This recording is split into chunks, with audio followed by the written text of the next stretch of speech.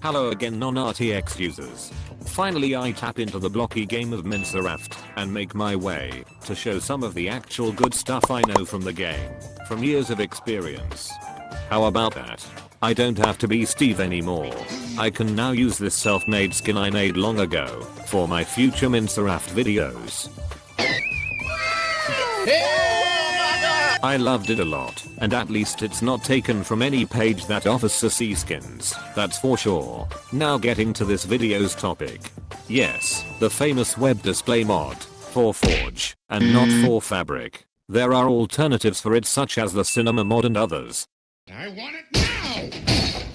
That lets you do your casual and professional stuff in real life like order thousands of pizzas and write your college essays while freaking mining diamonds inside Minceraft without giving a care is in fact available for 1.19.2 since 2022 when some good men decided to port the classic from 1.12.2 to newest versions on the Forge page. In this case they were only able to make it work for 1.19.2. You first need to download the web displays mod now on CurseForge and its required library MCFD so it can work. I've left the links in the description.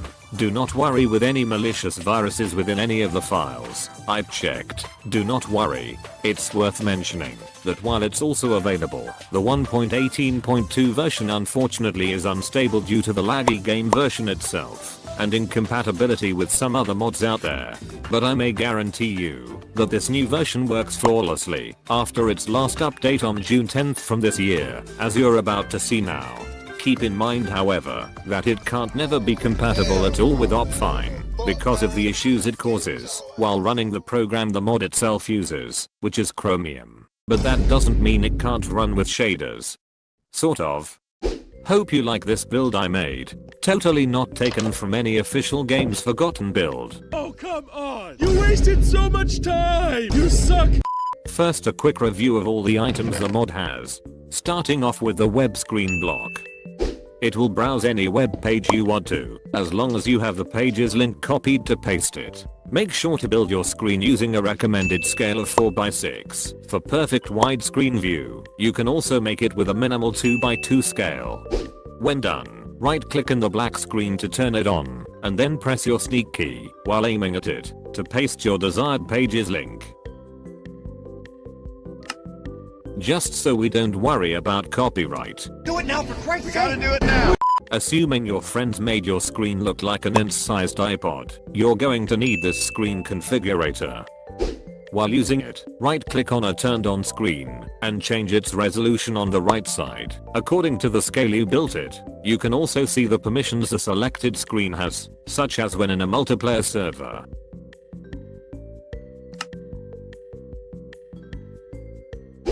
For configuring those permissions, use the server block.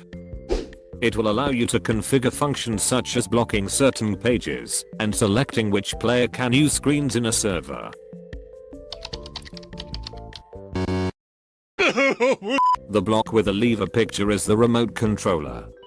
And as the name suggests, it lets you change the current page without having to constantly approach the screen to do so. While messing around you'll eventually need to type something, and probably won't be in the mood to get near the screen just to scroll the page. That's why you'll need the keyboard and the laser pointer. But first grab the linking tool, so you can connect those devices to the screen you possess. Right click on the screen first, and then on the device you want to connect. PS, you must apply what's called the laser sensor upgrade on your screen first, so the laser pointer can work. Use the laser pointer to click on the screen as far as you can get, and right click on the keyboard to use it. Note you won't be able to move neither change your view, since your real life keyboard is now dedicated to the web displays mod. Just press the escape button to exit the keyboard.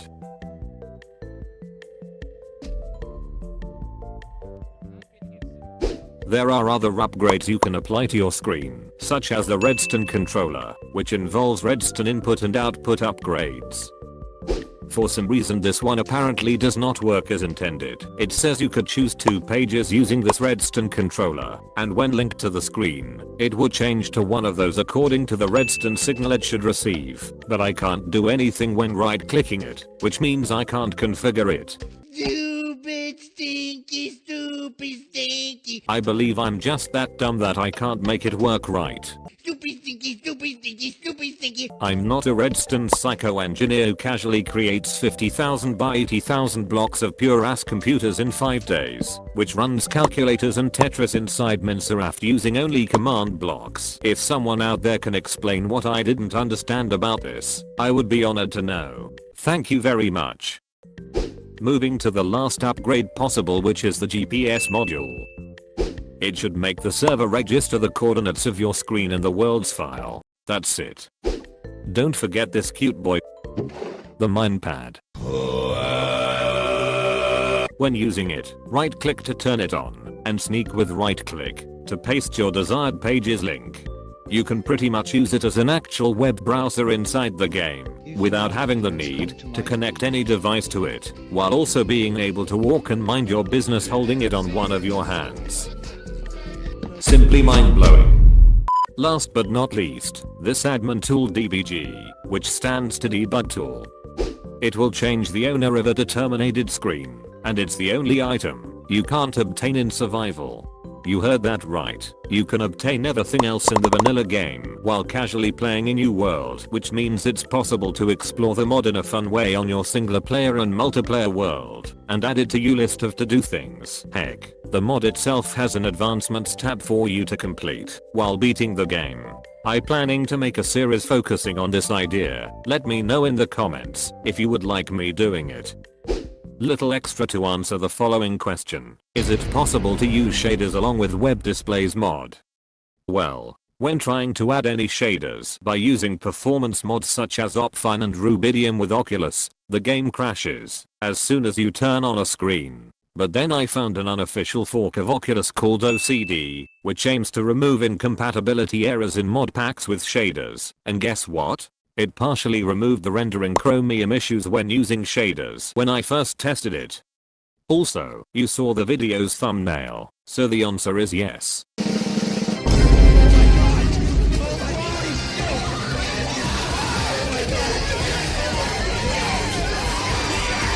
Kind of.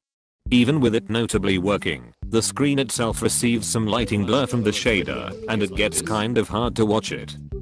The way the screen is showed will remain the same, disregarding any shaders you use, by the tests I did until now. And the really bad downgrade is that the MINEPAD won't show any image at all, while still producing sounds from the selected page.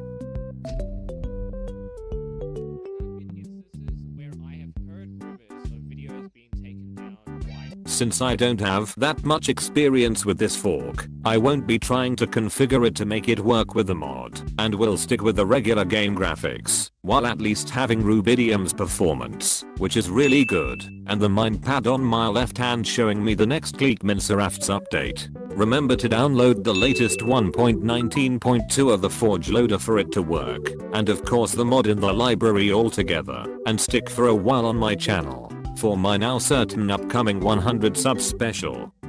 Thank you for watching. See you.